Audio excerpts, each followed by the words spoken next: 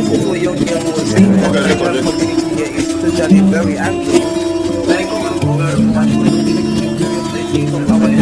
Was the so-called Toyota Michael Delta of the Federal Republic of Nigeria.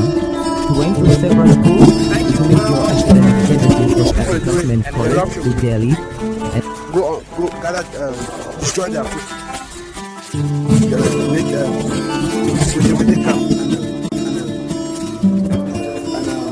That other camp. Good evening, you're welcome to the program Green Planet.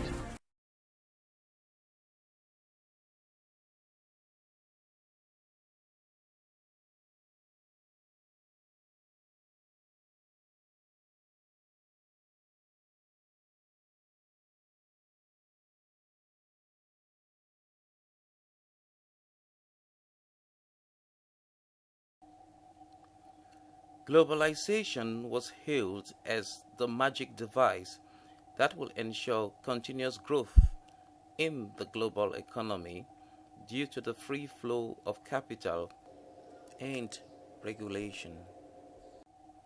After a seemingly robust beginning, the global economy now seems to be stuttering from lack of fuel, influenced by general fall in aggregate demand. The fall in aggregate demand arguably linked to the failure of the invisible hand to redistribute excesses from the global markets to the needy areas of the world or from the developed world into the emerging and less developed countries that have both a potential consumer base and diverse needs in almost all sectors of the economy. This is 2012, and 700 million people in Africa are still living in extreme poverty on less than $2 a day, in a world where the rest of humanity lives in relative affluence, on an average of $100 a day. Still, in 2012, most people across the world associate the word Africa with poverty. This should not be so, considering the great amount of natural endowments that exist on that continent, and the fact that the rest of the world has been contributing billions of dollars annually to fight poverty there. In the last 25 years, over $600 billion have been budgeted by Western developed nations towards African development. During the same period, the number of Africans living in extreme poverty rose from 200 million to 700 million in 2011. Obviously, the huge amount of money spent by Canada, USA, UK, France, and Germany, and the other developed nations towards Africa did not buy better life for most of the 800 million people in sub-Saharan Africa. The difficulty in Africa is that we are now being lumped into a global village where the IMF, the World Trade Organizations, and other UN bodies are setting the rules of finance and trade. These rules directly affect the livelihood of impoverished Africans. Such regulations may work well for the developed countries and the new developing economies in Asia, Europe, and South America, but they have been extremely harsh for most of the people in Africa. Even though we are now mostly in an open global economy, very few African entrepreneurs and governments have the required capital to participate fully in world trade. Therefore, the economic growth that should be trickling down to grassroots Africans has not happened. In short, financing for development is facing huge issues, from donor aid, which has been criticized for its unattainable conditionalities and lack of situational intelligence, onto foreign direct investments that have also been criticized as being too top-down, with little inclusion of local stakeholders and a general lack of an enabling environment enhanced by conflicts and fiduciary risks in developing countries. After over $1 trillion of aid from 1970 to 2010, and after several millions of people still living in abject poverty in places like Africa and Asia, questions arise as to what can be done to correct the global economy.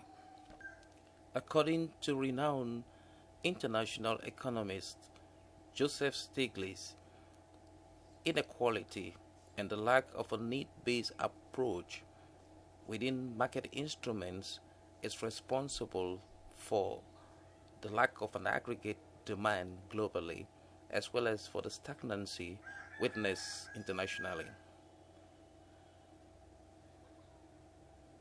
The weakness from the global point of view is a lack of global aggregate demand right now. And there are several reasons for this lack of global aggregate demand. One of them is this growing inequality, because when you, people at the top spend a smaller fraction of their income than people at the bottom. And so when you redistribute income towards more inequality, you get less aggregate demand. That's that broad view that greater inequality is bad for growth and for stability has now been argued for by the IMF. I mean, this is becoming well established. There's a second one that is that when you have large global imbalances, the deficit countries have to cut back. You see that in Greece and other countries. The surplus countries don't have to respond symmetrically. And this is the point that Warwick said, that the differences across countries lead to very asymmetric responses. From a macroeconomic point of view, if the deficit countries are contracting and the surplus countries are not expanding, that's going to lead to a deficiency in aggregate demand. One way of, and the third aspect of this that's in some ways related is that there is a need right now for major structural transformations in a number of the most of the advanced countries, going from manufacturing to a service sector economy. Markets don't manage this kind of structural transformation on their own. And that contributes both to the inequality and to some of the asymmetries that I described before. Yeah. Bernanke, before the crisis, talked about there being a savings glut. I think he was wrong. If you look around the world and you look at the needs in infrastructure in most countries of the world, but particularly in developing countries, the needs for retrofitting the global economy to global warming, which are huge. If you look at the social needs for investment in education, technology, they're huge. So the problem is not the savings glut. The problem is that we don't have a global financial system that is able to take the surplus savings in China and Germany and Northern Europe, and redeploy them into areas where there are very large global social needs. And the evidence that the global market wasn't working, financial market wasn't working well before the crisis, clearly the best use of scarce savings, global savings, was not to build shoddy homes in the middle of the Nevada desert. But that's where the savings were being deployed. So in my mind, this is another example of looking at the market economy from a global point of view. It's not working the way it's supposed to. It's not taking the financial markets are supposed to intermediate, take surplus savings and redeploy them to areas where there's a deficiency, where there are high returns. It didn't do that, and it's not doing that now. According to Zambian economist Dambisa Moyo, the China model in Africa is working because it seeks to buttress on the needs of Africans themselves, and it's also based on cash and infrastructural development which Africans need, as well as the lack of conditionalities that Western economic models seem to prioritize on. Chinese approach has been to provide not just cash, but to roll out infrastructure. They're building roads and railways, and they are providing jobs for the locals. And I think one of the things that people tend not to focus on is asking the locals what they think. I mean, I know for a fact if you go to places like Africa, and there's a great survey that came out a few years ago, the Pew survey, they went to Africa and they asked the Africans, what do you think of the Chinese? Do you like them? Do you hate them? Are they good or bad? Are they improving your livelihood? And consistently by wide margins, 98%, 97%, Africans said, we like the Chinese. They're improving our livelihoods. And by the way, and I'm sorry to say, we prefer them to the Americans. And I think it's that sentiment that hasn't really come across. And if I may speak on behalf of sort of 6 billion people that live in the emerging world, and we really do want the United States to get involved. We need the U.S. to be there. They are the leaders in R&D. And I think what's more interesting is what the Chinese role has become, particularly in the public markets, commodity markets. They are now considered the go-to buyer for many countries around the world of resources, but they also are considered the monopsonists, the ones that actually price set. They set the price, even for copper or coal, which are publicly traded markets. Right. And so in that sense, I mean, this is really not to complicate a very simple thing. The point of the matter is that the Chinese role is increasing. We expect, and many economics forecasts are that China will be the largest economy in the world by 2020. And if you think about that, we are living in this amazing time. We're living at a time where the number one and number two countries in the world, the United States and China, have two completely different political agendas and infrastructure and completely different economic structures. And think about the people in the rest of the world who are looking at the US and China competing and saying, gosh, you know, who wins this match? And if China wins, more people, more countries and more policymakers around the world will be looking at China and saying, wait a second, their model seems to be working. State capitalism might be better. Africans are still dying prematurely from poverty-related causes without fulfilling their God-given potentials of contributing their best to the world. The world we live in today runs on capitalism. What the approximate 500 million adults in Africa need today is the ability to work and earn decent incomes, which they can take care of their children's requirements in food, housing, health, and education. What they need is assistance in economic growth and jobs. Individuals in Western developed nations like Canada providing small donations to villages for water wells, to feed the children, to pay school fees, etc., has been happening for many, many years.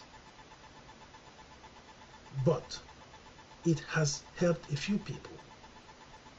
A huge number still remain behind, and at the current rate, it will take several generations to bring everyone up. Many of us are now fatigued doing this because we are not seeing the expected results. The reason is that we are providing band-aid solutions. We are giving handouts to people, feeding people, instead of helping them to stand on their own. The problem in Africa today is not the lack of schools or educated workforce. For example, a country like Nigeria has that makes up 20% of Africa, has 60 universities and colleges, and produce over 100,000 graduates every year. And yet, 70% of these graduates are seriously underemployed or have no jobs at all. Now, the issue of incompetence is in several local governments. There is well documented. But economically empowered citizens will help advance democracy. We must encourage the Canadian government and our local NGOs, the large ones, to spend our development money on programs that allow people to work and earn their incomes and not continue to depend on us. Suggestions on how to better the global economy have inclined towards ensuring fair trade, boosting green economies, and creating lucrative ventures under the model of impact investing. The irony in economic growth is that many have come out of poverty just like the gap between the rich and the poor has widened geometrically. A situation which is not only due to the bottlenecks in accessing financing, but a lack of situational intelligence on who, what, and how to finance. Good day. Thank you very much for talking to people, places, and events, and to the African Center for Community and Development. What is your name? My name is Tabenmonso Besem LC. I'm the Executive Director of Integrated Youth Empowerment Center with acronym EEC Cameroon. And what does EEC do?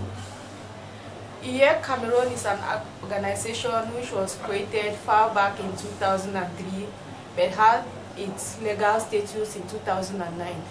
The main objectives of EEC Cameroon is to empower youths, women, teenage mothers, and vulnerable children. And so far, are there some challenges? Actually, there are challenges because the work is not really easy out there in the field. We work with limited resources. Sometimes we don't even have enough money to go into the field to do our work. We know what to do, but the resources are really limited, so the work is really challenging. And meeting people out there who are not really at times ready to receive what we want to give them, there are some incentives that we need in the field to be motivating people to really sit down and listen, to get them involved in what we really have as an idea. So the work is not really easy for us. Actually, most of the work we do it by volunteering, not really that we are really paid or we have salaries to do the work, but we have passion for our community. And now, what do you think is the major reason why fundraising is an issue with civil society organizations in Cameroon? Fundraising is really an issue with civil society organizations in Cameroon in the sense that most Cameroonians, they are not ready to really put in volunteer works because they don't really have an impact. They have not really understood the need of them putting in their finances into organizational work. They believe most of the work when they are being done is the government who is supposed to sponsor. So fundraising is really difficult for us, if not for international organizations that we can create links with and get funds from them. Getting funds around our environment is really difficult.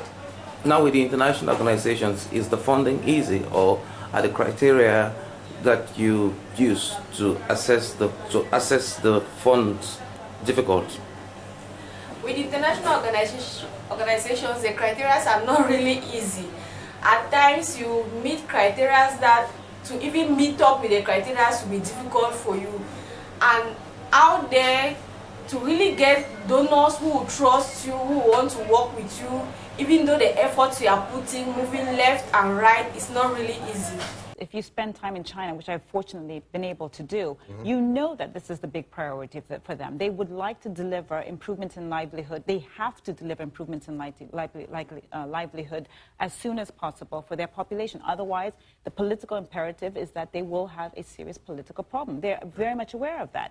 And I think if you go back to 1948 Universal Declaration of Human Rights, you can see that there was a schism even then that emerged between what Western countries defined as human rights, things like political freedoms and democracy, and the emerging world defined as human rights, which tended to start with things like food, access to clean water, and so on. So that schism has never really been brought together. But I think more fundamentally, given where we are today in the world, it's not to say that people don't want political freedoms. It's an issue of sequencing. What comes first? And I think there's been enough of a time that has passed where people have prioritized political freedoms and democracy and hasn't yet delivered economic freedoms, and people are restless. Monetary policy isn't going to solve the problem, because when each country has this low interest rate policy, you know, it doesn't have that much effect. It's not leading to more investment for some of the reasons that he identified. The need, I think, is very strongly for fiscal policy, including fiscal policies focused on those kinds of investments that I talked about. And if you looked at it from a national balance sheet, yes, debt is going up, but so are assets going up. and it's making the economies stronger. It's not beggar thy neighbor. It's one where if all the countries did it, their exchange rates don't depreciate in the way that they do with monetary policy, which is a kind of beggar thy neighbor policy. So this is something where there's coordination becomes very important, and where if all countries do it, the long-run benefits are even greater than the short-run benefits. We are currently targeting the poorest women in sub-Saharan Africa who require just an average of $50 in microloans to improve their immediate family incomes. Now, working with our field officers in partnership with local NGOs, we are able to easily reach these women and offer assistance. So far, this has been resulting in immediate improvement in the economic situations of the benefiting families. A mother of two children in Uganda, for example, who was yesterday just earning $3 a day in profit, will over the next week and moving forward begin to earn over $5 in daily profit, all because of a microloan of less than $100. What better way could we spend our development money? At IC Africa, we would like to work with the Canadian NGOs, individual Canadians, Canadian corporations, and Africans in diaspora to implement such programs in any village in Africa. It would not take $25 billion that Western governments currently allocate to Africa annually. It would only require a fraction of that, and we would be able to eliminate extreme poverty in Africa in 10 years. Please support IC Africa in this mission. While academic literature seems to be everywhere about a continent like Africa, the reality and needs on a continent like Africa are getting more complex and necessitate a better and perhaps a more endogenous paradigm. A paradigm that allows for the opening of spaces for foreign direct investments as well. In this era of the Sustainable Development Goals, financing for development will have to be holistic. It must not only target areas such as impact investing, but must embrace trade reforms, aid reform, and beneficiary empowerment. The majority of poor people in Africa are still rural people, and many of them engaged in agriculture. So do you think that the higher food prices may actually be a blessing for them? If the laws of supply and demand were to work effectively, yes, and if we had an open trading system and they were able, but I think over the medium to longer term it will be a blessing for them. But for the moment, because of the high food prices, they're going to get less food aid, as the World Food Programme has made clear. They can't afford to import food at these high prices. So in the short term, it's a real problem. But in the longer term, I think it's an opportunity. Mm-hmm. Is there a message here for the governments and people of the North, of the rich world? I think they should, first of all, help Africa strengthen its agriculture. They should not only give them food aid, but really teach them how to cultivate and harvest and work with them on that basis. The other thing I would suggest is that there should be a fair trading system, and we need to look at the subsidies that European and American farmers get, which often places the African farmer at a great disadvantage. Already, they are really living on the edge. The production of African farmer per hectare is a quarter of the world's average. And how do they then compete with all these rich farmers who, on top of it, get these huge subsidies? Although if you remove the subsidies now, presumably that would push food prices even higher.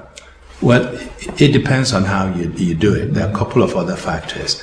I mean, in Europe today, farmers are paid not to plant on certain parts of their land. There's a debate going on now if these restrictions should not be lifted, given the the market situation as it is now, you have a similar situation in the US. And of course, this obviously will have to be done over time. You don't want the market to collapse and discourage farmers, which will then repeat the shortages we have today. So it has to be moderated and done over a period.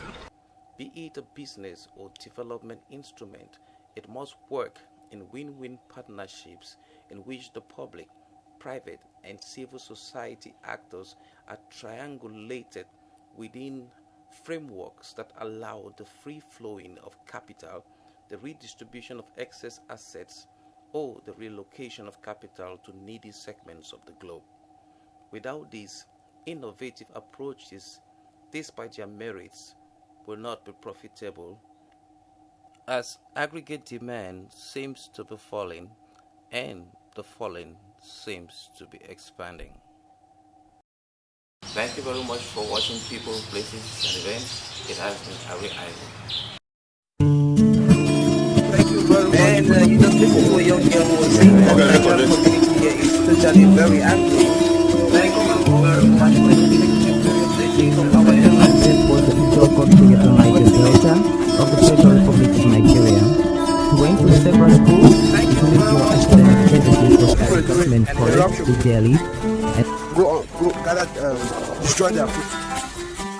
Make within camp.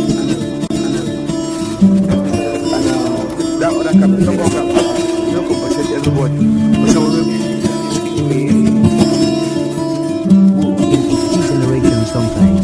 Today our focus is on the side of the flag, the poet and writer, and we shall also be very interested in his point as more dancer.